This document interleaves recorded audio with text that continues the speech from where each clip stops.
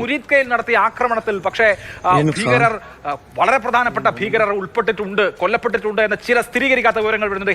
HVT എന്ന് നമ്മുടെ ഈ മിലിറ്ററി ഭാഷയിൽ അറിയപ്പെടുന്നത് ഹൈ വാല്യൂ ടാർഗറ്റ്സ് ആണ്. അപ്പോൾ ഏതെങ്കിലും ഒരു ഹൈ വാല്യൂ ടാർഗറ്റ് ഈ ആക്രമണത്തിൽ ഉണ്ടായിട്ടുണ്ടോ എന്നുള്ളത് നമ്മൾ അറിയേണ്ടിയിരിക്കുന്നു. പി ബസന്ത് ആണ് വിവരങ്ങളുമായുള്ളത്. ബസന്ത്, ലഷ്കർ ഇ തോയ്ബയുടെയോ ജെയ്ഷെ മുഹമ്മദിന്റെയോ പ്രധാനപ്പെട്ട ഭീകരവാദികളെ വധിക്കാൻ ഈ ആക്രമണത്തിൽ കഴിഞ്ഞിട്ടുണ്ടോ? ഇപ്പോൾ ലഭ്യമാവുന്ന വിവരങ്ങൾ എന്തൊക്കെയാണ്? എത്ര ഭീകരർ, കാഷ്വാലിറ്റി സംബന്ധിച്ച വിവരങ്ങളെ സംബന്ധിക്കുന്ന കാര്യങ്ങൾ എന്താണ്? അഭിലാഷ് നേരത്തെ പറഞ്ഞ പോലെ തന്നെ പ്രധാനപ്പെട്ട 2 കേന്ദ്രങ്ങളാണ് ഇന്ത്യ ലക്ഷ്യമിട്ടത്. ഒന്ന് മസൂദ് അസറിൻ്റെയും, 2 അതായത് ജെയ്ഷെ മുഹമ്മദ് തലവൻ മസൂദ് അസറിൻ്റെയും അതോടൊപ്പം തന്നെ ലഷ്കർ തലവൻ ഹഫീസ് സയ്യിദിൻ്റെയും ക്യാമ്പുകളാണ് ഇന്ത്യ ലക്ഷ്യമിട്ടത്. ജെയ്ഷെ മുഹമ്മദിൻ്റെ ബഹാവൽപൂരിലുള്ള മർക്കസ് സുബാനല്ല എന്ന് പറയുന്ന ആ ക്യാമ്പിന് നേരെ വലിയ ആക്രമണമാണ് ഉണ്ടായത്.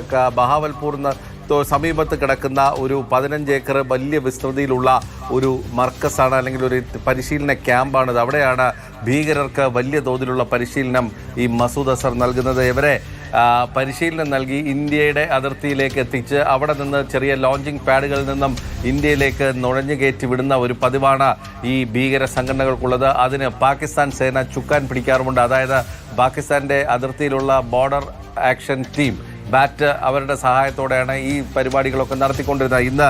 ഇന്ത്യ പുലർച്ചെ നടത്തിയ വ്യോമാക്രമണത്തിൽ തകർന്നത് മർക്കസ് സുബാനല്ലയാണ് എന്നുള്ളതാണ്. അവിടെയുള്ള ഏകദേശം 17ഓളം ഭീകരർ കൊല്ലപ്പെട്ടു എന്നുള്ളൊരു പ്രാഥമിക വിവരം ഇപ്പോൾ വന്നിട്ടുണ്ട്.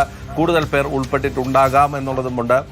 മസൂദ് അസറിൻ്റെ ബന്ധുവായ മൗലാന മസൂദ് അക്സർ, അതോടൊപ്പം തന്നെ മസൂദ് അസറിൻ്റെ ബന്ധുക്കൾ, കുടുംബാംഗങ്ങൾ എല്ലാവരും തന്നെ ഈ ക്യാമ്പിലാണ് താമസം. ഇവിടെ 500ഓളം പേർക്ക് പരിശീലനം നൽകാനുള്ള എല്ലാ സൗകര്യങ്ങളുമുള്ള ഒരു ക്യാമ്പാണിത്.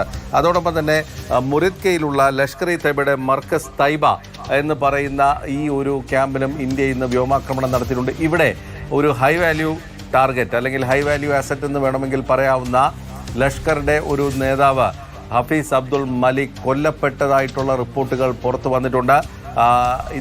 ഈ ഹഫീസ് അബ്ദുൾ മലിക്കിൻ്റെ മൃതദേഹം ഈ അവിടുത്തെ കൂനയിൽ നിന്ന്, അതായത് കൂനയിൽ നിന്നും കണ്ടെത്തിയതായിട്ടുള്ള വിവരങ്ങളാണ് പുറത്തു വരുന്നത്. ഇക്കാര്യത്തിൽ ഒരു ഔദ്യോഗിക സ്ഥിരീകരണം വന്നിട്ടില്ല. പക്ഷേ ഹഫീസ് അബ്ദുൾ മലിക്, ഹഫീസ് സയ്യിദ് കഴിഞ്ഞാൽ ലഷ്കറിന് അവർക്ക് വേണ്ട എല്ലാ നിയന്ത്രണങ്ങളും നൽകുന്ന അല്ലെങ്കിൽ നിർദ്ദേശങ്ങൾ നൽകുന്ന ഒരു വ്യക്തിയാണ് എന്നാണ് അറിയപ്പെടുന്നത്. ലഷ്കർ ഇ തൈബയുടെയും ജെയ്ഷെ മുഹമ്മദിന്റെയും രാജ്യത്തെ സംബന്ധിച്ച് നമ്മുടെ രാജ്യം തിരിച്ചടിച്ചിരിക്കുന്നു. ആ കരുത്ത് നമ്മൾ പ്രകടിപ്പിച്ചിരുന്നു. ഭീകര കേന്ദ്രങ്ങൾ, ടാർഗറ്റുകൾ കൃത്യമാണ്.